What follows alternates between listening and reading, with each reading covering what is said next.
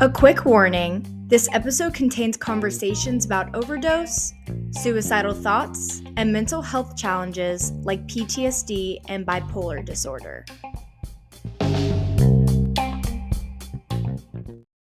I was like, why am I the one that is trying to kind of hold us all together? I was depressed for a few months after my brother passed, but then I went right back to school. So the access to mental health care is shot in this country.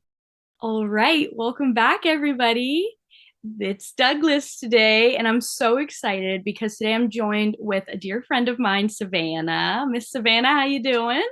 Hey, I'm doing good. How are you, Douglas? Oh, I'm doing good. Douglas is doing good. So introduce yourself and let everybody know a little bit more about you. I am 23 years old. I currently am living in Portland, Oregon. I work at a coffee shop just down the road, but last year for 10 months, I worked at a mental health nonprofit. So what does mental health mean to you? You say you worked with a mental health organization. Yeah. How did your mental health transition into you working with a mental health organization? At the time, it wasn't the best thing for me to do, but it ended up being the best thing for me, if that makes sense. I chose to do an AmeriCorps volunteer experience. It's 10 months long, but if I'm doing that, I want it to have meaning. It's a great thing about me, but a hard thing in this society is the work that I do. It has to mean something to me. I lost my brother in 2020 to an overdose. It was an accidental overdose, but it's unfortunate either way. So that was kind of my breaking point, which makes complete sense why it would have been my breaking point, because of that part of me that wants to find meaning in whatever I do, though I was still am in a way excruciatingly moving through life. I wanted to still be making meaning within that and wanted to be moving through my own while also helping others move through their own. But as I said before, it wasn't the best idea at the time, but sometimes the most reckless and scary things end up being really life-changing. So Right. It's a terrible situation that unfortunately a lot of people can relate to, which is terrible, which is kind of why I'm really glad to have you on, because I think a lot of people unfortunately have been in your position and still are. So how did the loss of your brother kind of transform your idea of mental health? It's because it made me really look back at my childhood, and I have two older brothers. I have two younger siblings, but they are half siblings with a different mother. And just all of the situations that we grew up with, just like a really unhealthy household, a really complicated divorce with my parents. It's interesting, and this is something I really wanted to get across in this podcast, is looking at my two older brothers and me and seeing how we experience the same thing, but the differences in how us three have moved through life from it is it like silences me. They each couldn't be any different. My oldest brother, he shut down because he saw it all. He was older. He could process it more vividly. He shut down whenever it came to facing my mom, who was the most difficult aspect of our childhood. He wouldn't fight, he wouldn't yell, he would just leave. So the second he turned 18, he moved away.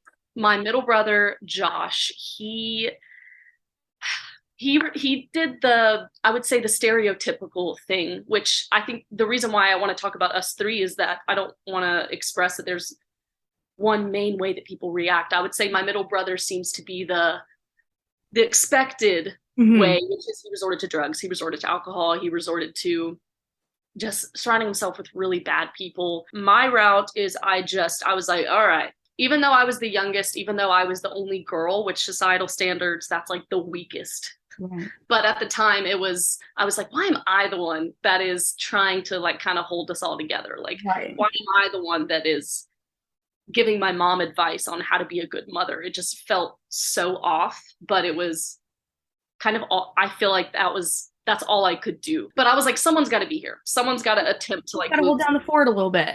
Yeah. But because of that, I suppressed my own mental health. I guess I should go out and say that I'm diagnosed with bipolar 2, PTSD, and with bipolar disorder, that is depression, anxiety, kind of all in one. So, yeah, because of that role that I put on myself, no one asked me to do that. Yeah, that obviously ended up being the worst thing because I'm 23 years old and I broke, you know? It's just like at 23, I should be, I love where I am. I do, but it felt weird. Whenever things got so bad, I would say last January. Oh my God, it's been over a year.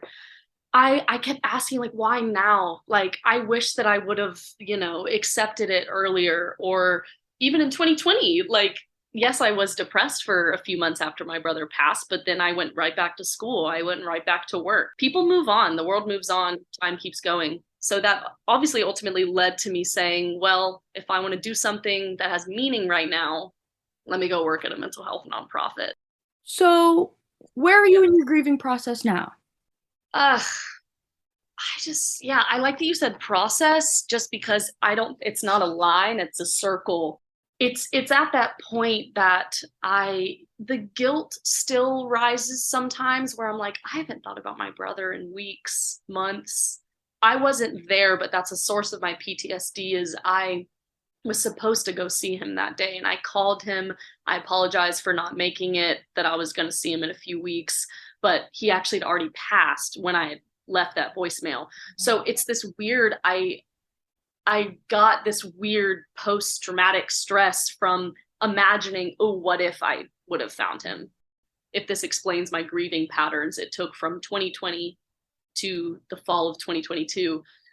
I started having very traumatic dreams, and just getting triggered by everything, like everything. I would be in a grocery store and I would remember how we loved going grocery shopping, and then I would freak out. So it's just like those little details used to affect me so much, and now not more so. So the process right now, I would say my process of grieving is, right now I'm actually focused on me. I'm focused on how it affected me, how it affected my relationships, my perception of life, my perception of self. So yeah, I'm just really focused on how I can now heal, which I have the privilege of having a therapist. I have the privilege of having a psychiatrist. And that's something that I saw in the nonprofit, that I was like, no wonder people are just spiraling. I mean, if I didn't have a therapist, if I didn't have a psychiatrist, I don't even know what would be going on. So the access to mental health care is shot in this country. Walk me through the beginning stages of that and how you got to that point of, seeking out help and using your resources. In bipolar disorder, there's two main phrases. There's being manic, or being within mania, and then being depressed. I actually really encourage anyone listening to this to actually look up mania, because it's super important to do so. There's a lot more aspects of mania than I can even recognize, but I find that when I'm in my phases, I feel weirdly confident. I feel like I'm in a high, but in reality, I'm distracted. Yeah, if anything, I actually kind of dislike that it is called that, because when someone's being really crazy, it's easy for us to be like, you are being manic right now. Right. And there's all this stigmatizing language, and like, I'm using it, and I'm someone who is experiencing that feeling. But I think a lot of us know the gist of depression. It's not just a little sadness. Everyone's sad. Sadness is a very important human emotion. You need sadness to know how good happiness is.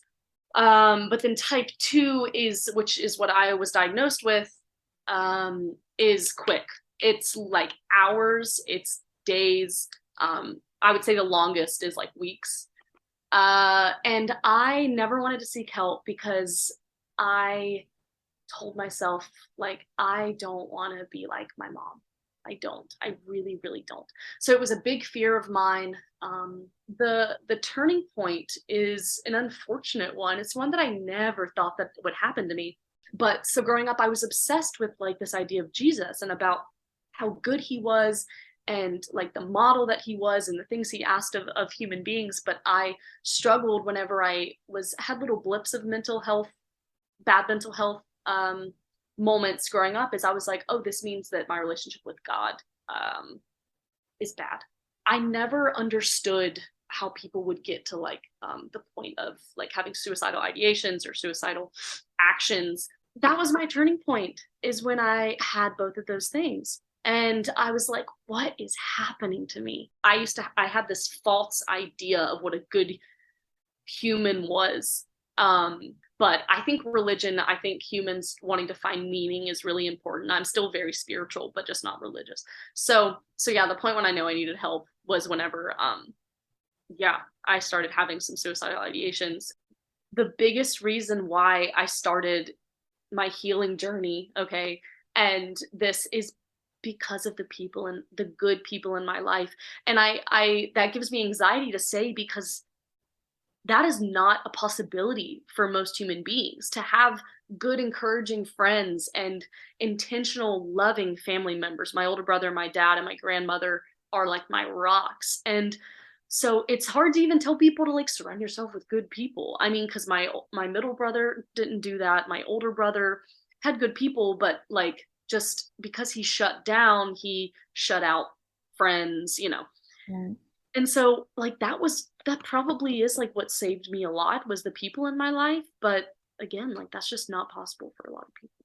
But Yeah. that's why, working in the mental health nonprofit, I still, even though I'm not with them anymore, I still volunteer and do a role that I had there, is that we have support groups weekly.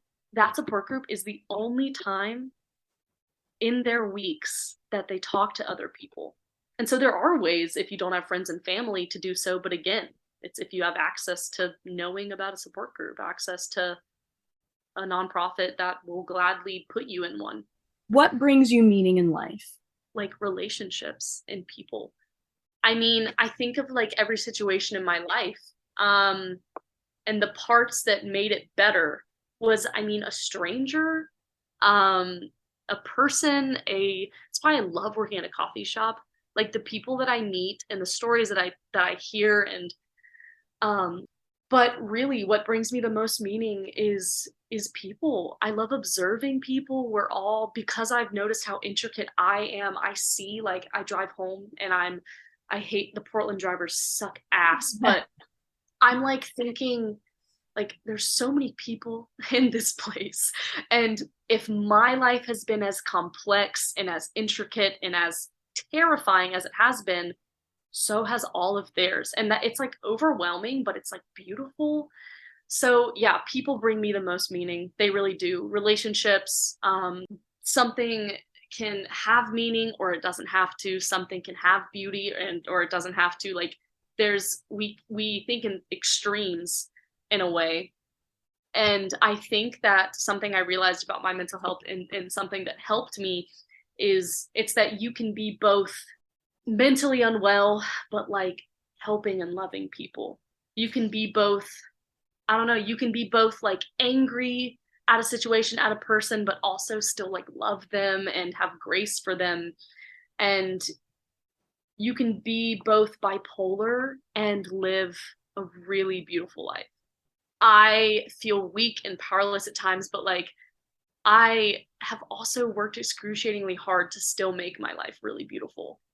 You can be both struggling with your mental health and also living a beautiful life.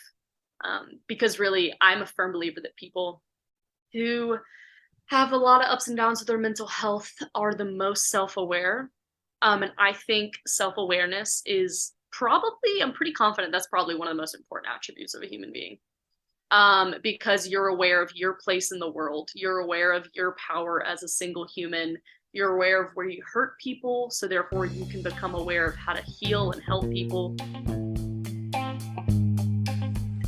For more conversations like these, or to find a support system near you, go to generationsos.org.